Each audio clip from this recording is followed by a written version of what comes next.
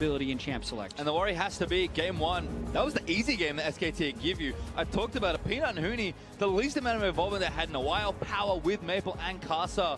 I mean, sure, Bang kind of got some kills and they took over the game, but it only gets tougher when you play against a team like SKT. I mean, it was a new SKT. They reinvented themselves again throughout this tournament with that shielding comp that largely they had moved away from. It felt like it was Twitch-centric at best. And now, speaking of shielding comps, double support ban coming from SKT. So the awkward thing, I think, Jat, is it feels like SKT are dictating the draft on blue and red side, which is that's a damn scary thing. And that's what happens when you're throwing 1 to 2 top lane bans. Most likely, well, they actually dropped the Fiora ban, which makes things a little interesting right here. But that's what SKT has the flexibility of doing. No shield in this game, which creates a lot more opportunity for junglers and split pushers and bursters to have a large impact on the game. Well, last ban is Lee Sin again by SK Telecom, so respecting the pick from Casa despite Peanut being the best performing Lee Sin in the tournament. It's pretty clean first pick in this scenario. Does give over the Graves without the obvious Lee Sin matchup, so maybe Peanut back on Elise is a possibility in this game. We've seen his Olaf also this tournament, but that's definitely lower on the tier list. But speaking of tier lists, we do have the Fizz, and Syndra's available. Suddenly the flex pick nature of the Fizz is oh so important. Yeah, decides against the Elise, actually just goes with Olaf despite not even having a haster on their team composition like a Karma or a Lulu. But the flexibility they get with the Fizz is very hard to discount. And they opted into the Olaf. They created this jungle pinch with the Lee Sin Graves, forcing Flashers to pick Graves, which made it so SKT could get the Fizz. And then they kind of get the mid pinch because what has been all season the blind pick mid laner choice, it's been Syndra, and we know Faker loves to opt into the matchup. So now MMD can't get his flex top lane Fizz. That was the big pick for them to open up their wards and barons against SKT in the second round robin. So already, I feel like SKT have jumped ahead and picked that. Well, kind of, I think expected it from Flash Rolls, but Pumpkinch was that pick. That's kind of that next tier of supports once the strong range reports are usually banned away. And I imagine Ashe here for Betty, unless there's a different plan. Okay, maybe swaps it up to something like Varus that's somewhat interchangeable, but you need to take AD here, give Betty something safe that he really knows his way around. Yeah, Varus and Ashe are his two most played right here. Varus has maybe a slightly higher chance of surviving a rampaging Olaf running towards him, but it would be very minor. Interesting to see if SKT take AD carry or support in this spot, because you imagine it's going to be a focused ban whichever role's not taken. I could have seen something like a Nami in this scenario, but they're actually going to go for the Braum for the first time in a while. It hasn't been a big pick for them this tournament, or obviously in the meta recently, but with more melee supports, it feels like the latitude to play Braum is there for teams. Yeah, pushes the phase of bans here, maybe towards, you would say, Ezreal as well as Ashe if you're trying to deny him, but that would be both of your bans from Flashwolf's side, and they might want to try and throw out some top lane bans for Huni's power pick. And they get mind games also on the side of SKT, because this, of course, does not give any more information on whether it will be a Fizz top. But when you do see a Rumble ban, you start wondering, okay, does that actually mean Fizz mid? Because of course Fizz traditionally does very well into the Rumble matchup, and mind games are real. I love it here, but there's a cog ban for Flash Wolves, and you have to think the other champion, we hit on Ashe, but Twitch has been the big one for Bang here, so I think Flash Wolves have to have that in the forefront of their mind and likely take it away. SKT, we'll see if they keep playing games or target another lane. It's just a kind of an interesting scenario, because usually when it's Twitch, it's either Karma and Lulu, those are the big picks there, and Tahm Kench early to open up the Twitch. This would just be Twitch because they're confident in playing Twitch. And when you have so much map pressure, so much map control, usually Twitch can be kind of that icing on the cake to really add extra implied pressure. But it's such a risky draft with basically no information. Yeah, and Flash Wolves isn't, in my opinion, gaining much out of the bans that they're throwing here. Bang is a tremendous Ezreal. His Ashe Braum is still going to be very strong. They're throwing AD carry ban out with Kog'Maw, and they're blocking that, so they do make sure to get rid of Fiora. I think that's the highest value ban they've had. But then look, he still gets the Twitch if he wants it. Just a few too many champions in the pockets, it feels like here at SKT. Always. I'm going to consider those for big games. The reason that these teams have such good draws, because everyone can play just about everything. Yeah, and SKT had kind of an issue, you would say, in the group stage, being overly generic and not as aggressive in champ select as you would want. But I feel like even though they're banning out Karma, Lulu, and Lee Sin, all champions they can play, they really forced Flash Wolves into what SKT wanted Flash Wolves to take, and it allows SKT to build their own style in this game. And Now you have MMD having to blind pick something against Huni, which again is kind of a scenario that sounds like something Flash Wolves couldn't opt into. They wanted to recreate their immaculate draft against SKT in the second round robin, but they don't have the latitude here. They're expecting Fizz top as a very realistic choice.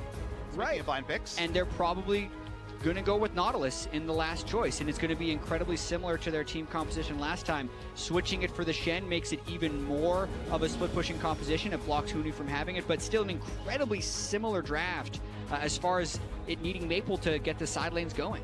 I mean, power in the right places for Flash Wolves, but SKT mixing it up a lot after that shielding comp in game number 1. Last pick, though, looks like they might be considering mid lane. That would send Huni on the Fizz to the top lane. But if Faker's taking a champion, what does he take? He already played Orianna into LeBlanc. He loves to show us new picks. Lucian, not this time. It's going to be Cassiopeia. Saw this matchup quite a lot right at the end of LCK as another option into the LeBlanc. I think every region kind of has a go-to pick. Even in Europe, you're seeing stuff like Swain, for example, against the LeBlanc. We saw quite a lot of Cassiopeia against LeBlanc. It's a pretty linear matchup. You can definitely be snowballed on, but Faker's Cassiopeia has a big reputation. Yeah, and it has been a little while since we've seen a lot of Cassiopeia. It shifted out of the meta, but still a tremendous late game mage. The things that it's decent with against LeBlanc, you can throw the miasma down onto the LeBlanc distortion, prevent the moves, and also Cassiopeia can itemize magic resistance very early on in builds if you want to, which is pretty core against LeBlanc if you want to avoid getting burst. Yeah, the miasma interaction is the one that's definitely the take-home one. You can really restrict her movement, and thus, very squishy champion with how she builds can be targeted down. So Faker definitely going to be focused on. So the miasma is going to be the spell to look at from the Cassio in fights. I mean, looking for Huni here as well. Off the top, I mean, I jokingly kind of talked about Huni and Peanut having a very passive game 1. All of a sudden, things have swapped up once again. Pretty aggressive jungler for Peanut. Ignite top laner for Huni. Like, if things were going to start getting heated like we saw them in the group stage for that top half of the map, we're going to be seeing no more zeros in those first 3 members of SKT, I don't think.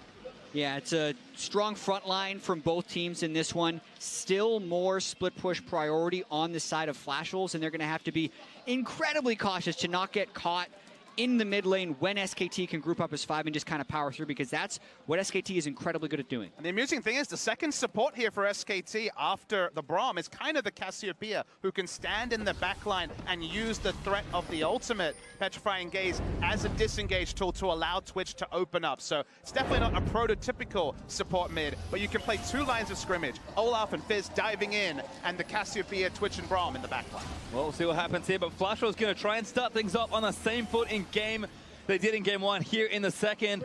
Expect them to get aggressive, but SKT keeps starting to turn up here. And this is a team that mounts pressure like no other in the world. And you have to think the tide is starting to rise here. SKT will see if they can continue their run, or if Flash Wolves are going to tie it up and make it a series. And what gameplay shifts will teams make from game 1 to game 2? Bang and Wolf had a very early fight with Betty and Sword Art in game 1, in which Bang ended up getting first blood. So Betty and Sword Art were clearly willing to try and exert some dominance on that lane early, and it didn't work out. Does that mean they go more passive, or does that mean they tweak what they were doing and try and get that kill once again? And on the side of SKT, I'm really interested to see where Peanut puts his priority, and specifically when it comes to invades, because if he tries to play around, say, the blue side jungle of Flash Wolves, he's got a no-flash Fizz in the top lane who has to hard commit. He's Olaf with Ghost. He has to hard commit. Blasting Cones accepted. So there is actually an element of risk when you go for invades with champions like the Fizz and Olaf. So is he going to path around? Is he going to adjust his pathing accordingly? And maybe he won't even be able to play proactively. It really depends. And I'm very interested to track the early jungling pathing from both. Well, certainly 2 players that get a lot of things done for their team. It's kind of the mark of a good jungler. Is Faker late one onto the Raptors. Let's see what's going on. Maple, yeah, taking damage here. This he does a lot here at level 1. And there aren't that many level 1 champions that are super amazing, but Cassiopeia is one of them. Nice minion waves we have over here. Shame you can't come near them, is what Faker says to Maple. Yeah, Faker definitely knows the matchup. Getting an early amount of harass done onto Maple. Does have Corruption Potion, is willing to expend a lot of his mana early on, which is the cost of the Twin Fang, and you can see Maple having to burn through Corruption Potion just at level 1. I mean, look, think of the value. He's already burned through the majority of his 500 gold item just to enter and get near the minion wave. He still hasn't been able to order any minions. He has 0 minions at 2 minutes 20. It's actually all zeros right now because he's about to run out of crafting potion charges as well. Yeah, and here's one of the minor tweaks. SKT banned LeBlanc every game of the group stage. They didn't have to. Faker knows how to play as and against LeBlanc. So really, 0 CS to 11 with a level 1 recall. That's what Faker... that's why you don't need to ban LeBlanc. And that was kind of the ban that jumped off the page. I mean, I didn't even really take, as the series went, the weeks go on, or sorry, the games went on, really take into account they were banning LeBlanc on blue and red. It hasn't been something they've done in LCK very frequently. So leaving it open has been so tantalizing to both teams. Maple's opted into it twice, and this time around, oh boy, he's had a world of pain. Has to use the TP already. That's a control ward to his inventory item, so all consumables right now. You can see about 200 gold up for Faker early on, and that's pretty insane for an early advantage. Faker now goes back, control ward, Dark Seal, going to keep that pressure going.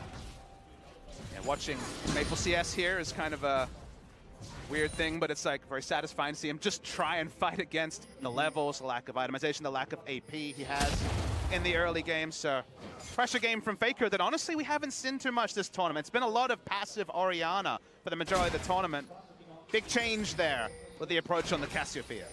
Well, didn't keep too tight track of the junglers, unfortunately, because of all the action in mid lane, but Carson and Peanut both level 4, just farming up early as Faker added again onto Maple. Maple just getting run down every single time. Faker not going to make it a highlight just yet, but Maple's forced out again. Yeah, Faker's angry about something right here because he's just gone and gotten the Dark Seal. Maple was obviously unable to buy anything on the first wave, and he's also denying him CS at this phase. And he's freezing the wave that, even though you could think, okay, well, he hasn't got teleport, push it in. No, no, no. Faker wants this scenario in mid to extend until he gets a kill or he forces the jungler to come and help push out, which of course Graves is uniquely good at, but Costa comes mid lane, that's so much extra latitude for Peanut, the other lanes to react. So Faker's trying to make this all about the mid lane in a way that games this tournament for SKT have not been.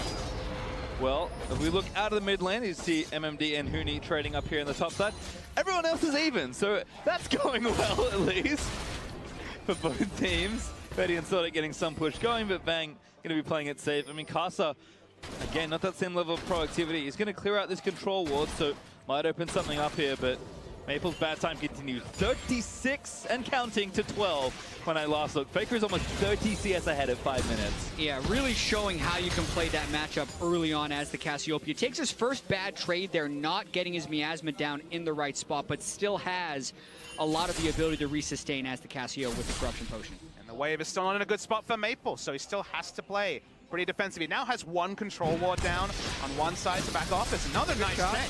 Asma in there, but a good little sneaky chain from Maple. Gets Faker down a little lower. Out of potion charges now. Maple does have an extra, but at this point I'm almost worried if Faker's going to look for some crazy level 6 all in, but finally the wave did reverse. He's going to have to relinquish that pressure.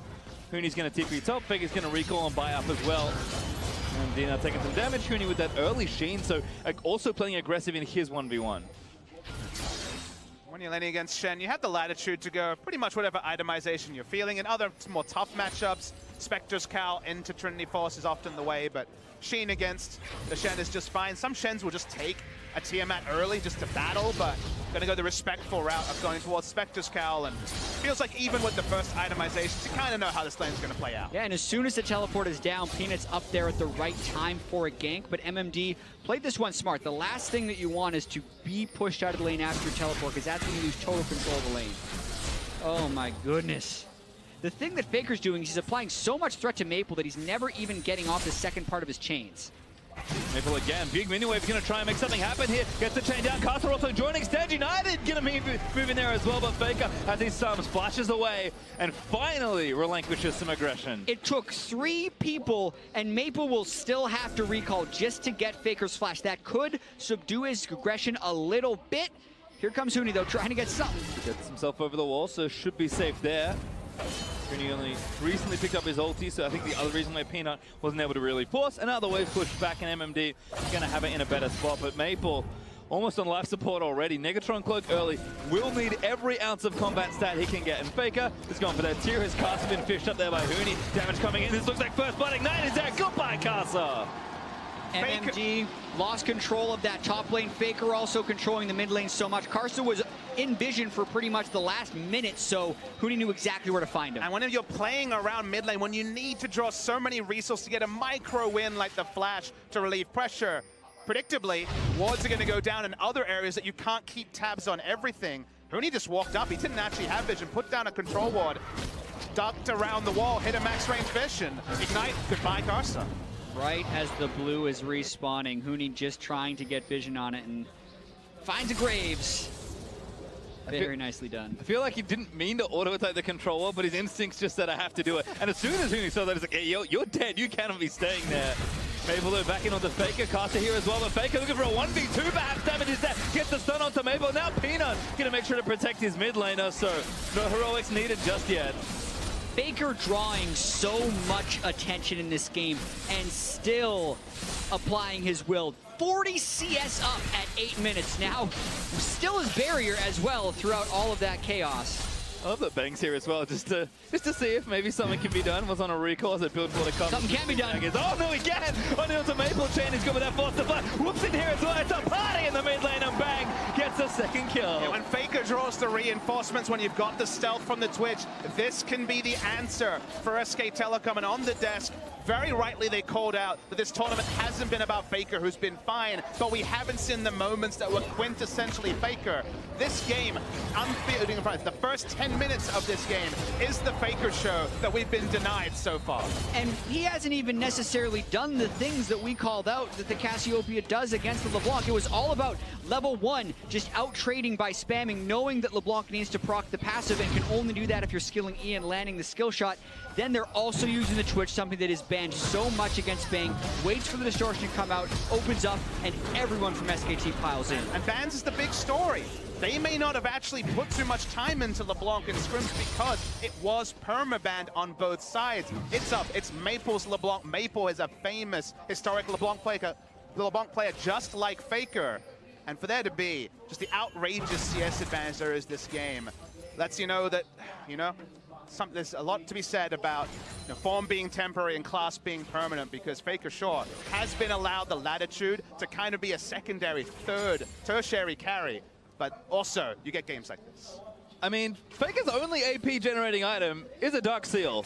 He's got a Catalyst and a Tear, and he's 2 levels ahead of Maple with maybe a record-breaking CS advantage at this point. Yeah, the all-time MSI record is 43 CS, and Faker just hit 45, so the largest CS at 10 anyone has ever had at MSI, Faker does in the semifinal. Against Maple in a semifinal, like to say. All right, now time for Ocean Drake, because Cassiopeia does a lot of damage to neutral objectives.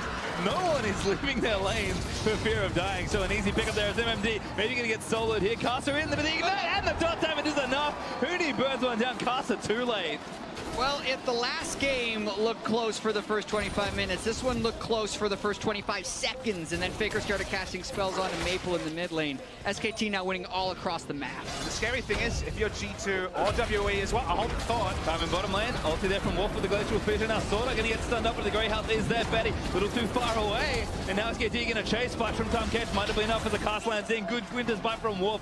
Does hit onto the Tom Kench, but SKT no more kills just yet. Yeah, and tremendous discipline to not overdive, knowing that Shen's ultimate would be up if they were to get caught under the turret. Instead, they'll just take the turret damage. Fat wave here for SKT. Now the TP burnt by... Not a Shen, remember. MMD. Betty's staying here as well. Taunt's going to miss. Wolf hops away to an ally. He's giving up so much for teleporting in at that time, though. Fizz will be able to push in very easy. Gonna see a replay of the solo kill. MMD walked up on half health. Didn't even hit the fish, but the ult was available here. It was a couple of damage rotations, but taunting aggressively and then flashing out is a bad look, you'd say, for MMD. Yeah, that's a really bad look. He had Karsa on the way, so they were probably calling, taunt him in the turret, then we're going to be able to get Graves on, but just not understanding the damage that Huni was going to be able to throw back onto him. Even the timing seems so early also in that scenario. As Maple's walking out to Faker, that hasn't worked out. This is disgusting. Fish isn't quite going to hit Maple. Lucky to get away from that dive. Great setup for SKT, but execution very slightly off. What I want viewers to take away is it's such a different draft from SKT because they banned both support champions. The Ivern was banned by Flash Wolves. It's a different type of game, and this is what we're seeing from SKT. They won with their Game 1 comp, even if it was a little bit wonky at the start, and now they're just running over the same opposition in a totally different draft. Yeah, they were able to dictate to Flash Wolves, and it's not like SKT wasn't able to find success with the champions they would ban, because a lot of teams you would say, Peanut's the best Lee Sin here, why are you banning that? You're amazing at shield compositions with Bang, why are you banning Lulu and Karma? But SKT does that because of this, because they know they can win even harder when they switch the script and force Flash Wolves into a specific style. Then you're G2 or WE and you're prepping and you see both these things and you're like, okay, I guess we have to prep for everything. The stats, the lay of the land in the group stage has been turned on its head largely so far in this series. And now you basically have to prep for anything, which is exactly the mind game SKT want to pull on. Now what else do you expect from the best team in the world? They had a whole week to prepare. That's a lot for a team with this much talent, this infrastructure this good, and players like Faker. You want it to be a trap narrative, but it has so often been the case that whenever there is 3-4 days between match weeks, SKT will adapt to the tournament meta. We think back to MSI last year, where of course they lost 4 games in the regular season as they're looking for a dive again on Maple. It's 2 levels between Maple and Faker. I mean, this team adapts well in 5 games. They had 5 days and more to try and get something done. And now Peanut and Faker grouped up to try and take it. Tara Flash Wolves, we're going to trade, but the fish could stop it all. Betty eaten up by Sorta, but it actually gets a double knockoff as a result. First Tara finally down. Huni just buying a bit of time. He gets taunted by MMD. Damage going to come out. There's the exhaust down. Going to get eaten by the big fish, but has Huni leaping away and clears the way for the result. Still moving through. Nimble Fighter helping as he cuts through the minion wave. Huni on a killing spree. Varus taking too many minions, and Huni is going to try and execute. No, shut down barely. Timer not there. How did Betty die at the end of that one? But that was Flash Wolves. Remember, Flash Wolves is no slouch of a team. They're trying to make their adaptation, avoid the mid lane, push top, and then you thought they were going to get a kill back on Huni as he gets over-aggressive, but Huni trades 1-for-1 and buys a ton of time. He trades 1-for-1 in a 1v3 while objectives are going down in every lane. Comical stuff. If you're an SKT fan, if you're a Flash Wolves fan, you'll wonder how this game escalated so quickly. The fadeaway ignite taking down the damage. We need to get a replay to confirm it, but my goodness. And this is the signature of SKT's play that I feel like they always have, especially with this lineup. They have the best cascading pressure of any team. Sure, their punish game's the best because they're the best team. That makes sense. But the way they manipulate the map to build leads as quickly as they do is why they're the best. Finally see the replay here. Huni got optimistic, you could say, at best. Walks up, uses his E, and remember, you're not maxing E first as an on-hit Fizz. So it's down at this point. Well, let's watch how he takes down mid. And you can see he avoids getting eaten right there. Ignite. And he had ignited him, but Betty then takes 2 turret shots. He was hoping to finish the turret. Everyone else had left tanking. That's a big oopsie. Huni will take it, though. Tries to playful trickster right at the end, but he was done for. Well, the first time he wasn't on the camera, but he was caught by the secondary camera. So thank you very much, cameraman. You did not spare Betty's shame at all. Well, hard to look this good when you're this far behind. You can see Huni's stats have been outstanding at this tournament, and it's just it's been great to see the evolution of a player that was already loved, already very good, just evolve even further on a team that just does this to players. And it's so important for Huni to win. He really wants to win a world championship and even the MSI championship because he won in Europe, he came to North America, and he honestly struggled in playoffs. People were calling him an incomplete player. There was a ton of skepticism when he joined SKT, but he's really found his place on this SKT team where he can still be that incredible tank player that a lot of times SKT needs, but he's adding his own flavor to this team and the way he plays top lane. And as a player, he's kind of answering critics every time he takes the rift. But from the start, the question was, does he play tanks? Because there wasn't really a track record over it. Basically spammed Poppy and Maokai. We got the confirmation that, okay, the player with the insane mechanics can play tanks. What a surprise. From there, he showed he was largely level-headed. Early in the season, Peanut and Huni definitely got too frisky for turret dives. They needed to adapt their aggression. But he's evolved as a player. He's back on the carries as well when he needs to, just like in this game on the Fizz. And he is becoming that complete player. And when you're a complete player on SKT, you're a winner. Well, it looks like someone snuck in. It is Caster on the top side. Taunt's going to land off the Huni, but I'm not sure they've got enough damage. Fish does go wide there, so now he's going to have to Urchin strike back to that minion. Flash forward from Caster. Ulti is going to miss despite the cancel. Playable Trickster away. One in the front. Stand United just to be sure. Caster gets the kill. Getting Stand United there is an accomplishment in itself, but also gets because he can't go bot lane aggressive. now. He can't go bot lane because he doesn't have the Stand United, so Shen's out of position. Yeah, you better flash Maple. Faker spots the LeBlanc, and Maple respectfully moves away. 3 turrets now for SKT as they take the tier 2 in the bottom. A trade for Flashballs as they take their first turret of the game. But 5,000 gold and counting at 17.5 minutes. CS leads in almost every lane. SKT putting on a show as always. Yeah, and pretty good scaling too when you consider the Cassiopeia and the Twitch. Definitely things that Flash Wolves needs to be able to absorb, because they lose this game, they go down 2-0, and we usually see how that ends when they play SKT, so they need to do everything they can to regroup in this. You can see Huni, I like the plays them trying to go up there and punish Huni. They just haven't been there on the execution, and they need to withstand the rest of SKT pushing through, because once again, there's not great initiation on SKT. And withstanding and absorbing pressure has been basically G2's big win condition so far this time. A lot of teams have been able to respect inaction or large inaction and just get through kind of mid-games where they're behind 5,000-7,000 gold and bring it to the late game. But when SKT get ahead, they push forward those wards, and when there's a Twitch on the map, the safe objectives, the safe minion waves, you get much more conservative because you have to respect so many things at once, especially when Stand United is down, that it's so hard to lose the minimum against SKT, and especially SKT with Twitch. Well, might as well take Rift Herald because there's not a whole lot else to do on the map right now. I imagine it's going over to Huni. He's going to pick up the buff after SKT taken, and now power transferred to that left side. Going to try and take that MMD to start it off. There's a turret there as well out of the deal, but Bang wants to kill instead. Winter's Bite lands, but MMD back to the safety of his turret, although it's very temporary safety. Yeah, the Rift Herald on Twitch is actually very good. The extra burst damage it can add in the 1v1s is often enough to kill.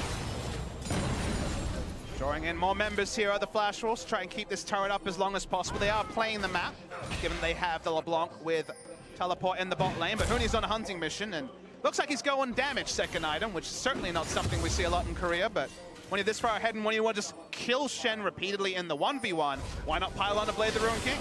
You are afforded some luxuries, and it looks like Blade of the Ruined King may be that very item Huni will be allowed to pick up here. Flash Wolves again still defending SKT.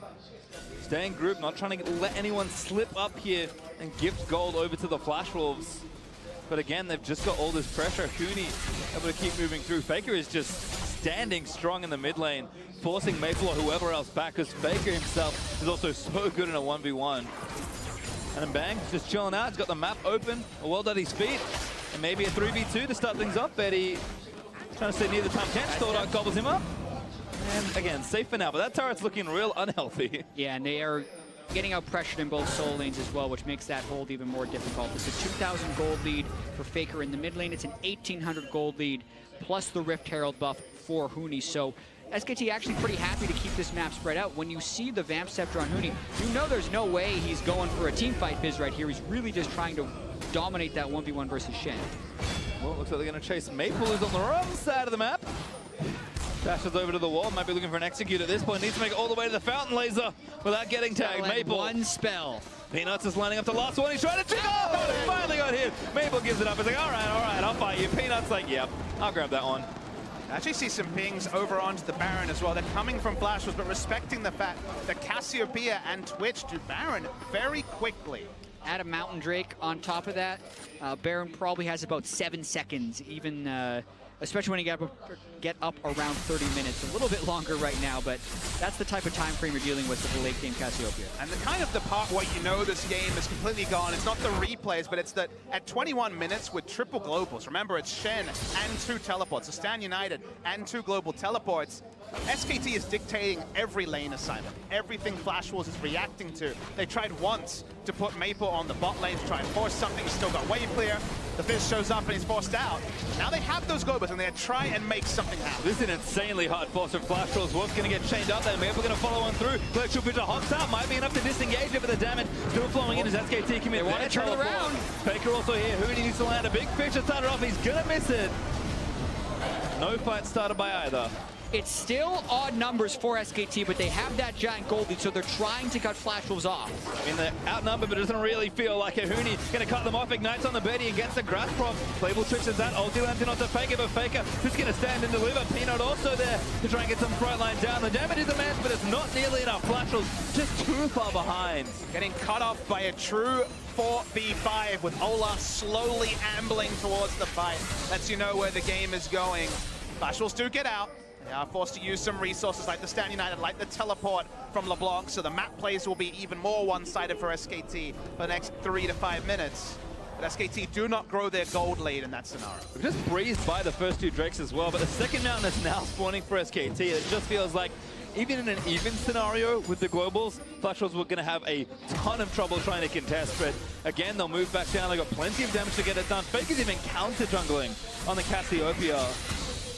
And that pressure just keeps mounting. SKT are this rising tide. In game 1, you felt that pressure mount up and they were able to win. This game is significantly more one-sided, and Flash was starting to run out of room. Has a player ever decided the game more at 0-0-0 scoreline than Faker this game? He has no kill involvement, but literally the whole game has been run off his mid lane pressure from level 1. And it feels like every other kill is just a needless stat line compared to Faker's impact. He has completely taken LeBlanc out of the game. Maple has had no impact and been a negative amount of pressure in the mid lane. Double Mountain also, I would argue, is one of the better Drake combinations for Cassiopeia, since one of the threats of Cassiopeia is the incredible amount of sustained damage that she can deal to Baron with Twin Fang as well as poisoning. It's just going to be even faster now with Double Mountain, which will force Flash Wolves into these really dangerous face checks around the Baron area. And I mean, Flash Wolves might not even have time because Huni's just finished his Blade of the Ruin King running straight down to the bottom lane to contest the Shen. I mean, they could probably put 2.5 people on the Baron and it will die pretty quickly. Huni's going to create the sideline pressure. SKT will do their due diligence as always. Get the lanes pushing, get the vision down. No team takes over a map better than SKT, and this Baron is all but an eventuality. Yeah, Faker and Wolf could 2-man Baron at this point in the game. It actually would be able to be possible, especially with the Ocean Drake on top of that one, but they're just making sure they're getting their waves in the right spot. They're doing this Baron properly. No reason not to. And now they're in the area on Flash Wolves. They see those wards get hit down by Wolf. They see them moving into the jungle. You know what they're trying to do, but the question is, can you even stop it at this point? I mean, this is no good decisions. Huni's down bot lane with a stack of AD and a Trinity Force, happy to split push. They have to react to that. They have to stop the Baron going down. MMD's not going to get free time to ult in without there being significant damage to the bot lane turret. And even though Huni doesn't have his teleport, that coming up will just be the last piece of the puzzle for Flash Wolves to watch the Baron be started and basically say, well, we're going to try something. Faker stealing blue as well means that he's not going to run out of mana trying to do the Baron, which is maybe a concern. And you may have talked about it. Wolf and Faker are on the objective. Nice blue trigger from Flash Wolves just to spot it out. But that may be a real thing. Faker's going to start it. Wolf's going to join him. Just testing, seeing where Flash Wolves are. Kaza, miasma up. Winter's Blast's going to miss. Faker just going to chase forward, force the gobble from Sword Art. Faker not done. But Seraph's going to get chained out by Maple, but Maple does pitiful damage at this point. And that's Faker understanding vision as well as his own strength. He knows he's not going to get turned around on because 4 members of his team were missing, but it was just him and Wolf that were walking into the entire Flash Wolves team. They pushed him back. Look at this Baron drop. Wolf's just going to zone them out of the way. The rest of the team finished it already dead before Flash Wolves get anywhere close. And now SKT going to leap into action. Kaza, ulti's away. Faker Flash, ulti's just for the souls. Benny gets a nice chain out, but Peter prompts the Ragnarok, goes straight into Benny as Wolf exhausts the Varus, and Maple just trying to keep them down. MMD will be the sacrifice. Faker grabs his first kill of this game. And this is why SKT has low kill participation percentages. Watch Huni. He's winning the game down in the bottom lane, taking that inhibitor. Faker gets his first kill of 6 while being the sole carry. They play the map. But I'm still disappointed, guys. I really wanted to see Faker end this game 0-0-0 and pick up an MVP. Make me smile as an analyst, but picks up the scoreline. Scoreline ruined now. Sorry, Faker. Well, Sword good pluck again. Manages to prevent his teammate from dying to Huni, who is running a rampage here. 1v3 on this inhibitor. Might just try and take it in with him, but Betty's going to be the first target. Ignite is done. Betty burns the flash. Huni does not care. Gets a 1v3 kill. Might get out or get another kill, but SKT, the rest of them now, a call to arms to reinforce. Casted it to Wolf, and he gets him with a Q. Sword just melts under all the damage, and Faker leaps towards the fountain to barely miss getting Maple. We have seen some crazy games this tournament. We have seen Peanut pick up 14 kills in 11 minutes, and still this game surprises me the most.